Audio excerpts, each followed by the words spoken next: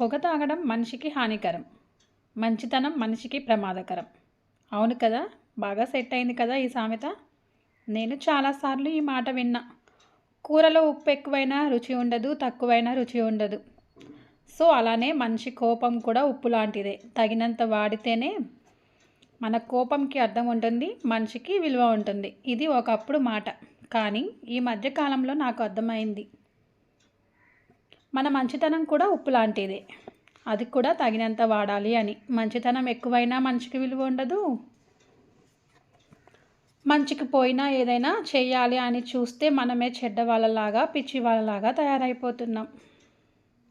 వీడు మంచిగా ఉండాలి అని చెప్పేవాళ్ళు చెడ్డవాళ్ళు అవుతున్నారు. వీడు చెడిపోవాలి అని చెప్పి ఏదో మాయమాటలు చెప్పేవాళ్ళు మంచి వాళ్ళు అవుతున్నారు. నేటి సమాజం అలానే ఉంది. మరి ఏం చేస్తాంలేండి.